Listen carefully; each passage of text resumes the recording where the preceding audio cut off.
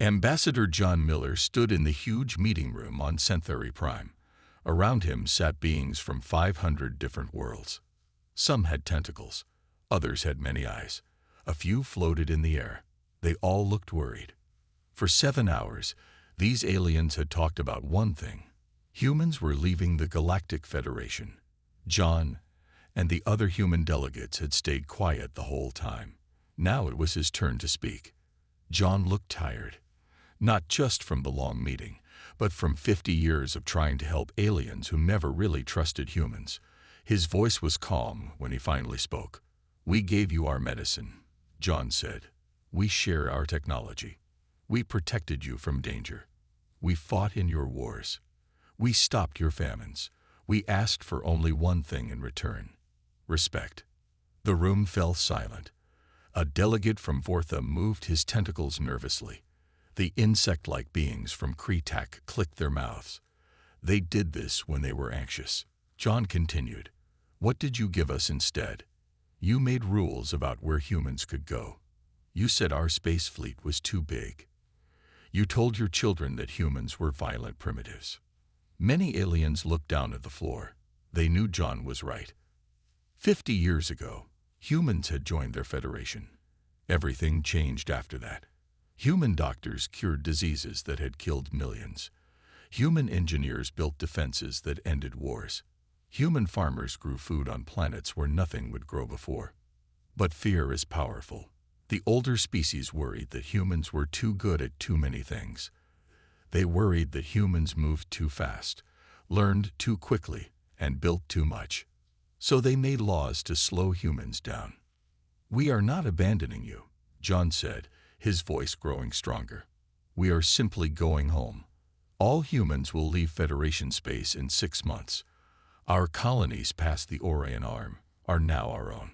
The jump gates we built for you will stay active." A delegate from Zeleth stood up. "But Ambassador Miller, who will run the medical stations?" "You will," John answered. "Who will maintain the defense satellites?" asked another alien. "You will." "Who will manage the food distribution networks?" "You will." The aliens began talking all at once. Some shouted. Others waved their arms or tentacles. The room filled with dozens of different languages. John raised his hand for silence. "We trained your people. We gave you the manuals. You said you didn't need us anymore. We are simply agreeing with you." The draconian ambassador, a large reptile-like being, stood up. "You cannot just leave. The Federation needs human technology." "You have the technology," John replied. "What you lack is the will to use it properly. You spent 50 years fearing us instead of learning from us." The human delegation began to leave. As they walked toward the door, John stopped and turned back one more time. "We tried to be your partners," he said. "You chose to make us your servants. Then you chose to make us your scapegoats. Now you can choose to be your own saviors." John placed a small data pad on his seat. It contained instructions for running human systems. It also contained a warning that no one would understand until too late. As the humans left the building, the alien delegates sat in stunned silence. Outside, human ships were already preparing to leave. Doctors packed up medical supplies. Engineers shut down their workshops. Soldiers collected their weapons. The Great Withdrawal had begun. Across the galaxy, on hundreds of worlds, the same scene played out. Humans said goodbye to alien friends. They closed their shops and offices. They boarded ships heading back to human space. The aliens watched them go. Some felt angry. Some felt sad. But deep down, many felt something else. They felt afraid. For 50 years, humans had been the glue holding the Federation together. Now that glue was dissolving. What would happen next? No one knew. But as the last human ship jumped away from Centauri Prime, one thing became clear. The galaxy was about to learn exactly how much it needed humanity. The stars seemed dimmer already. 6 months had passed since the humans left. Admiral Lisa Carter stood on the bridge of her ship, watching the chaos unfold from humanity's new border station. The screen showed news from all over Federation space. None of it was good. The Galactic Federation was breaking apart. Without human peacekeepers, old enemies remembered why they hated each other. Ancient fights that humans had stopped were starting again. Lisa turned to her assistant, a young officer named Paul White. Status report on the Helios sector. Paul checked his screen.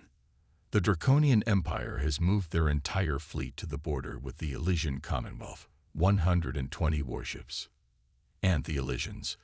They don't see them coming. The human early warning systems were turned off 3 months ago. The Federation Council called them unnecessarily aggressive. Lisa shook her head. The Elysians were a peaceful race of crystal beings. They made beautiful art and music. They couldn't fight well. For 40 years, human systems had protected them. Now, they were blind and helpless. The attack came 2 days later. Lisa watched the reports in silence. 3 Elysian colonies destroyed. Their crystal cities shattered. 20 million dead. The Draconians took the planets for themselves. The Federation Council sent message after message to Earth. Please help, they begged. Send your peacekeepers. Stop the killing. Each message received the same automatic reply. This channel is for sovereign human communications only. On Earth, the Global Senate met in a large hall in Geneva. Senator Maria Rodriguez, an older woman with gray hair, addressed the assembly. They wanted us gone, she said. They called our protective measures militaristic. They said we were too aggressive. Now they face real aggression, and they want us back. A younger senator, James Park, only 28 years old, stood up. But millions are dying. The Elysians did nothing wrong. Can we really just watch? We tried to help for 50 years, Maria answered. They made laws to control us. They limited our fleets. They prevented us from building defense stations. Then they asked us to leave. This is their choice, not ours. Other senators joined the debate. Some agreed with Maria. Others supported James. The argument lasted for hours. Meanwhile, more bad news arrived. The Vaktar Confederacy invaded 3 systems belonging to the peaceful marital union. The spider-like arachnites attacked the water worlds of the Aquarian Collective. Without human mediators, no one could stop the fighting. The Federation Council tried to negotiate peace, but nobody listened. Why should they? The humans, who everyone feared, were gone. The humans, whose weapons made everyone think twice, had taken those weapons home. In the empty halls of the Federation Military Command, alien officers tried to use human defense systems. They pushed buttons and hoped for the best. Most systems didn't respond. The ones that did work operated at 10% efficiency. Why won't it work? Shouted Commander Zix of the Vorthan Defense Force, hitting a console in frustration. His assistant, a young Kretak named Clichter, studied the manual. It says here we need biometric authorization from a human officer of rank 3 or higher. There are no human officers. They all left. Yes, sir. That appears to be a problem. Back at the border station, Lisa received a private message from her daughter, Emma, who served on the colony ship Horizon. Mom, they say 50 million beings have died in the wars already. The news feed showed destroyed cities and refugee ships everywhere. How long do we let this continue? Lisa stared out at the stars. She had spent 30 years protecting these aliens. She knew their weaknesses, their fears, their potential for both good and evil. Now they were tearing each other apart. I don't know, Emma, she whispered to herself. They pushed us away. They said they didn't need human protection. Maybe they need to learn the hard way. But as she watched another report of Draconian ships bombing Elysian hospitals, Lisa wondered if the lesson was worth the price. The galaxy was learning what happened without humanity's steady hand. The cost was measured in millions of lives. Ambassador Greg Williams was the last human to leave Federation space. Now he worked at a monitoring post just beyond the border. Every day, he wrote reports about what was happening inside Federation territory. Every day, the news got worse. The machines were failing. All the systems humans had built were breaking down. The medical stations that gave free health care to billions had started closing. One by one, their lights went dark. The alien doctors didn't know how to fix them. They had never learned. They always assumed humans would do it. Greg watched his screen as another medical station went offline. This one was on Kepler 7, home to 3 billion beings. Now they had no hospital for the entire planet. Status of atmospheric processors. Greg asked his computer. The screen filled with red warning lights. 20 planets used human atmospheric processors to make their air breathable. 18 of those processors were now malfunctioning. No one knew how to repair them. On the desert world of Ketra, Ambassador Zechtel of the Vorthan Hegemony stood in his dying fields. The crops were brown and withered. These plants were special. Humans had created them just for this world. They could grow in sand and needed little water. But now the plants were dying. The human agricultural advisors were gone. Zechtel's people had called them unnecessary. They said Vorthans could manage their own farms. They were wrong. "What do we do?" asked Zechtel's assistant, a young Vorthan named Dimak. "I don't know," Zechtel admitted. "The humans left instructions, but we cannot understand them. The terms are too complex, the procedures too specific." Food was becoming scarce everywhere. The distribution networks were failing. Humans had designed these systems to move food efficiently across the galaxy. Humans had run the ships, managed the schedules, and handled the logistics. Now ships full of food sat in ports with no one to unload them. Some food rotted while nearby worlds starved. The computer systems that tracked everything had crashed. The backup systems failed too. No one remembered the manual procedures. On the ocean world of Aqua Prime, the water purification systems stopped working. The Aquarians, fish-like beings who lived in vast underwater cities, watched helplessly as their water became polluted. Their engineers tried to fix the systems. They made things worse. "The manual says to recalibrate the ionic filters," said Chief Engineer Blupnik. "What is an ionic filter?" asked his assistant. I don't know. The humans always handled this part." Similar scenes played out across the Federation. Power grids failed. Transportation systems broke down. Communication networks became unreliable. The infrastructure that supported 500 worlds was crumbling. At the border station, Greg received a message from his daughter Emma. She was still on the colony ship Horizon, helping to build new human settlements. "Dad, the news feeds from inside Federation space are terrible. I see food riots on 12 worlds. Medical emergencies everywhere. They say 15 million died last week because medicine factories stopped working. How long do we let this go on?" Greg looked at the reports on his desk. Each one detailed another failure, another system breakdown, another crisis. He had worked with these species for 30 years. He knew they weren't stupid. They just never bothered to learn what humans did for them. "They voted us out, Emma," Greg replied to the message. "They said we were holding them back. They said they could do better without us." But even as he sent those words, Greg felt sick. He watched a news report from Sigma 5. Thousands of beings crowded around a broken food dispenser. Children cried from hunger. Adults fought over scraps. The Federation Council sent daily messages now. They no longer demanded. They begged. "Please help us understand the systems. Please send engineers. Please send food. Please." Greg forwarded each message to Earth without comment. The decision wasn't his to make. But he wondered how much longer humanity could watch this suffering.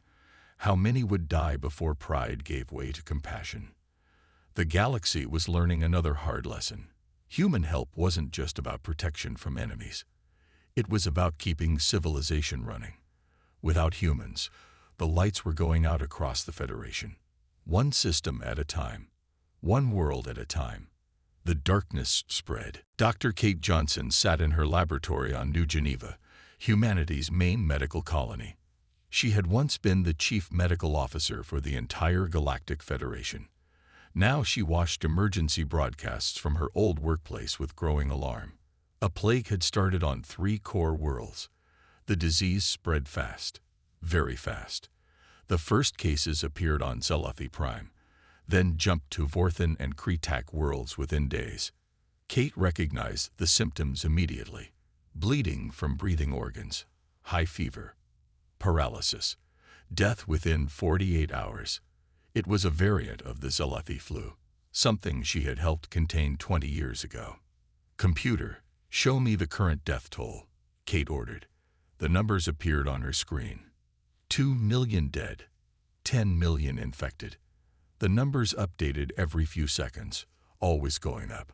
Her assistant, Dr. Tony Lee, a young man fresh from medical school, paced around the lab. "We studied this disease in class. You created the cure, didn't you?" "I did," Kate said quietly. "But I also designed the protocols to prevent it from spreading. Isolation procedures, species barriers, atmospheric filters in public spaces. What happened to those protocols?" Kate laughed bitterly. The Federation Council called them paranoid human procedures. They removed them 6 months ago, said they were too expensive and unnecessary. On the screen, a Zelathi news anchor collapsed during a live broadcast. The disease was now airborne. The Zelathi breathed through communal air sacs, making them perfect disease spreaders. Every breath they took infected others. The worst part, Kate knew the Federation's remaining doctors couldn't help. Cross-species disease transmission was complex. Human medical teams had spent decades learning how diseases jumped between different alien biologies. That knowledge left with the humans. "Can they make the cure from your old notes?" Tony asked. Kate shook her head. "The cure requires understanding Zelathi, Vorthan, and Kretak biology. It needs precise genetic sequencing. It needs to be modified for each species. They called our methods invasive experimentation and banned us from this research." More reports came in. The plague reached the Aquarian water worlds. Fish-like beings started dying by the thousands. It adapted to their aquatic environment in hours. The disease hit the insectoid Kretak hives. Their communal living made it spread like wildfire. Entire hives died within days. Then came the first official message from the Federation Council since humanity's departure. Kate read it on her screen. "To Dr. Kate Johnson and all human medical personnel, we humbly request medical assistance for a multi-species pandemic. Situation critical. Millions dying. Please respond. Please help us." Kate stared at the message for a long time. These were the same beings who had called her work unethical, who had restricted her research, who had said human medicine was too aggressive. "We could make a vaccine in 3 days," Tony said. "We have all the data from your previous work." "I know," Kate replied. "So we're going to help them, right?" Kate forwarded the message to Earth's leadership. She added her own note. "They're desperate enough to ask. Are we cruel enough to refuse?" The response came within an hour. President Alan Foster himself sent it. "Dr. Johnson, the decision is yours. You know the medical situation better than anyone. Whatever you choose, Earth will support you." Kate looked at the death toll again. 5 million now. By tomorrow, it would be 20 million. By next week, 100 million. She thought about the Zelathi children in the hospitals, the Vorthan families losing loved ones, the Kretak hives going silent. They weren't the ones who had voted humans out. They weren't the politicians who called human medicine invasive. But then she remembered the restrictions, the accusations, the times when alien politicians stopped her from saving lives because her methods were too human. "What do we do, Dr. Johnson?" Tony asked. Kate closed her eyes. The weight of billions of lives pressed down on her. The galaxy had pushed away its doctors. Now it was dying. The question wasn't whether humans could help. The question was whether they should. The numbers on the screen kept climbing. Time was running out. The United Earth Parliament building in Geneva buzzed with activity. Representatives from every human world had gathered for an emergency session. The question before them was simple but heavy. Should humanity help the dying Federation? General Steve Thompson stood first. He was a tall man with gray hair and hard eyes. His voice carried across the chamber. They made their choice, he said. They called us warmongers. They called us primitives. They said we were a threat to galactic peace. Now they face real threats, real death. Let them see what the galaxy looks like without us. Many representatives nodded. Others looked uncomfortable. The general continued. My soldiers spent 40 years protecting them. We lost thousands of human lives defending alien worlds. And how did they thank us? With restrictions, with suspicion, with expulsion. I say let them handle their own problems. Diana Park stood next. She led Earth's humanitarian organizations. Her voice was gentler, but just as strong. We're talking about billions of lives, she said. Men, women, children. Entire species facing extinction. Yes, their leaders wronged us. But can we watch innocents die? What does that make us? A young woman raised her hand to speak. Beth Morgan represented the frontier colonies. These were humans who had moved far from Earth, building new homes in deep space. Why should we care? Beth asked. Out here in the frontier, we're doing fine. Better than fine. We're thriving without them. Our colonies grow. Our technology advances. We don't need the Federation. And they clearly don't deserve us. The debate grew heated. Representatives shouted over each other. Some pounded their desks. Others waved their arms. They're dying. Someone yelled. They chose to die when they chose fear over friendship. Another responded. President Alan Foster watched from his seat. He let the debate rage for hours. Finally, he called for order. We will vote tomorrow, he said. Tonight. Go home. Think about who we are. Think about who we want to be. Outside the parliament, crowds had gathered. Humanity was split. Opinion polls showed an even divide. 48% wanted to help. 52% said no. Social media exploded with arguments. Some shared videos of alien children suffering. Others posted reminders of how aliens had treated humans. Families argued over dinner. Friends stopped talking to each other. At the border station, Greg Williams received more desperate messages. The Vorthen homeworld reported complete crop failure. Billions faced starvation. The Kretak hives went silent as the plague killed entire colonies. Even the proud Draconians begged for help as the disease reached their worlds. Back on Earth, night fell. Representatives returned to their homes and hotels. They checked messages from their voters. They watched news reports. They struggled with the choice.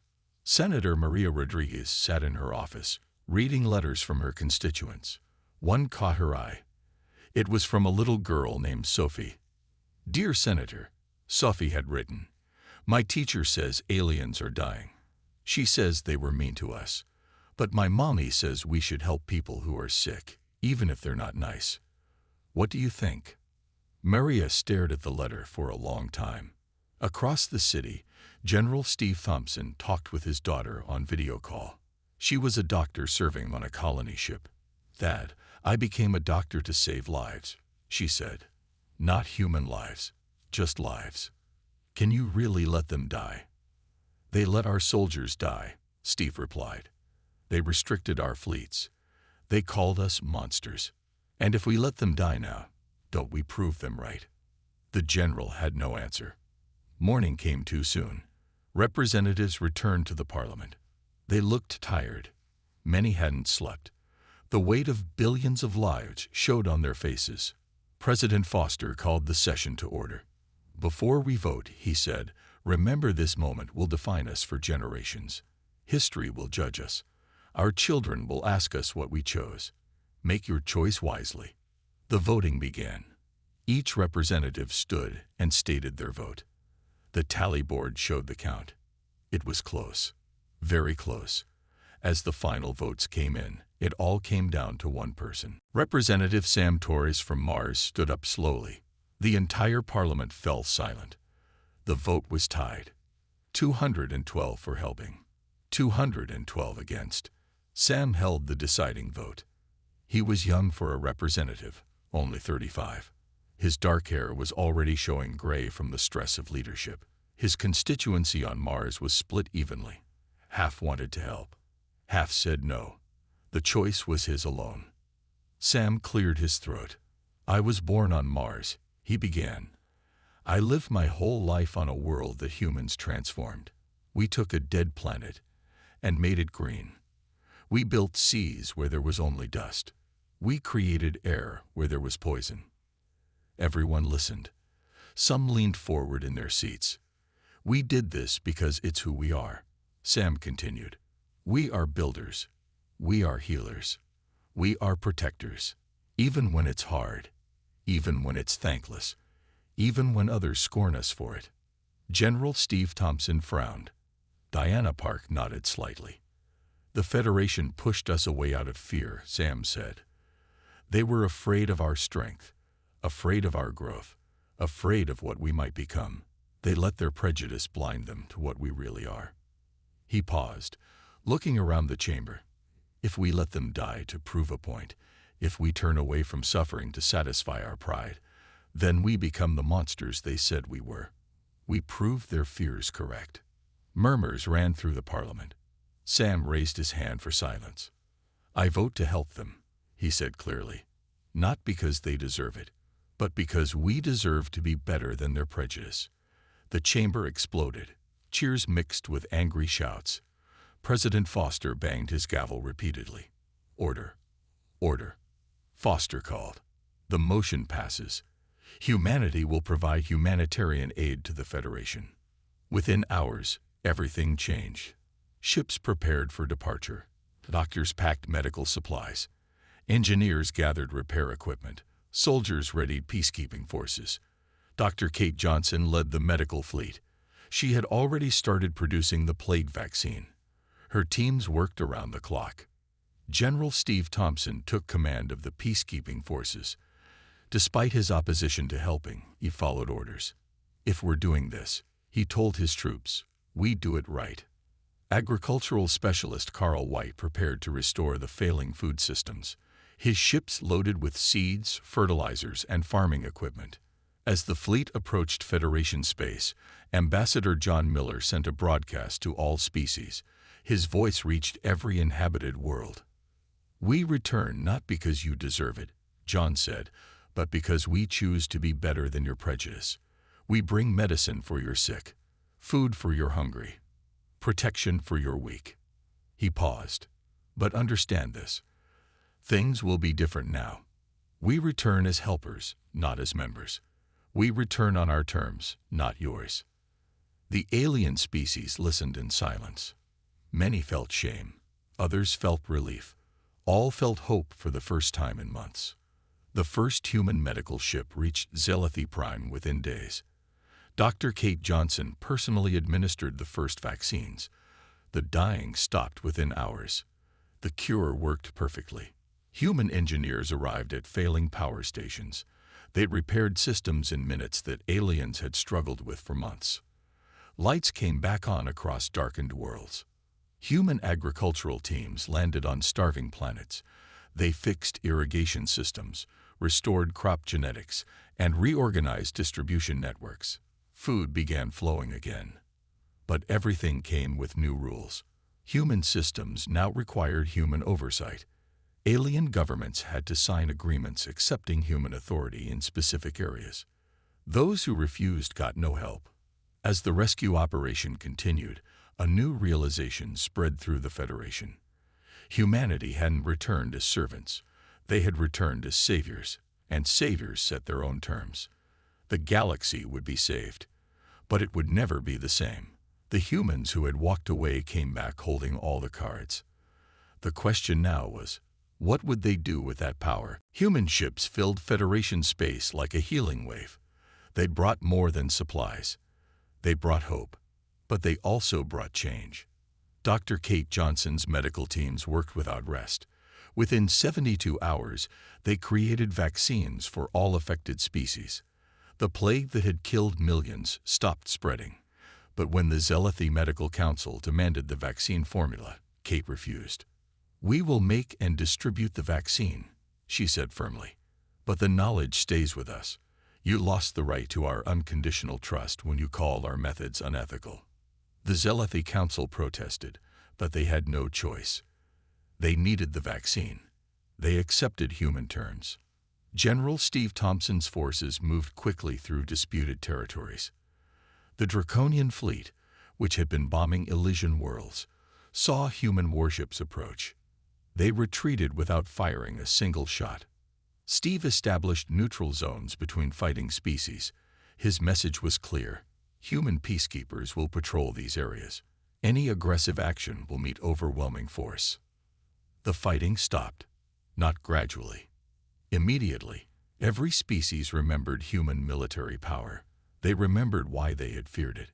Now they were grateful for it. Carl White performed miracles with the food systems. His teams fixed the broken distribution networks in weeks. Food began reaching hungry worlds. But the new systems had special requirements. "These systems need human oversight," Carl told the Vorthan agricultural minister. "You'll never again be able to cut us out and expect things to keep running. That mistake cost too many lives." The minister nodded. What choice did he have? His people were starving. He signed the agreement. Across the Federation, similar scenes played out. Human doctors reopened medical stations, but with human directors. Human engineers fixed power grids, but kept master controls. Human teachers returned to academies, but set their own curricula. The alien species began to understand their error. They had pushed away their protectors, their healers, their builders. Now those same humans returned as rescuers, but the relationship had changed forever. The Kretak were the first to apologize officially. Ambassador Clickton stood before the restored Federation Council. His insect voice carried shame. "We wronged humanity," he said. "We let fear guide us. We confused strength with aggression. We mistook kindness for weakness. We apologize." Other species followed. The Vorthans offered trade agreements that heavily favored Earth. The Elysians composed songs of gratitude. Even the proud Draconians sent a delegation to discuss mutual cooperation. But apologies couldn't undo the damage. Trust, once broken, needed time to rebuild. Humans remained helpful but distant, professional but not personal. Dr. Kate Johnson saved a Zealoty child dying from the plague's last stages. The child's mother wept with gratitude. "Thank you," she said. "I voted to expel humans. I was wrong. So wrong." Kate nodded but said nothing. She moved to the next patient. General Steve Thompson stopped a Draconian assault on a refugee convoy. The Draconian commander bowed his head. "We called you warmongers. We were the warmongers. You were the peacekeepers." Steve accepted the surrender without comment. As stability returned to the Federation, numbers told the story. Wars that had killed millions ended within days of human intervention. The plague that threatened billions was contained within a week. Failing systems across 500 worlds were restored within a month. But the biggest change wasn't in the numbers. It was in the attitudes. Alien children no longer learned that humans were dangerous primitives. They learned that humans were the ones who saved them when their own prejudice nearly destroyed them. In academies across the galaxy, new lessons replaced old ones. Human patience is not weakness, teachers said. Human kindness is not obligation. Human strength is not aggression. The rescue was complete. Lives were saved. Order was restored. But the Federation would never be the same. The humans they had feared and expelled had returned as the heroes they never deserved.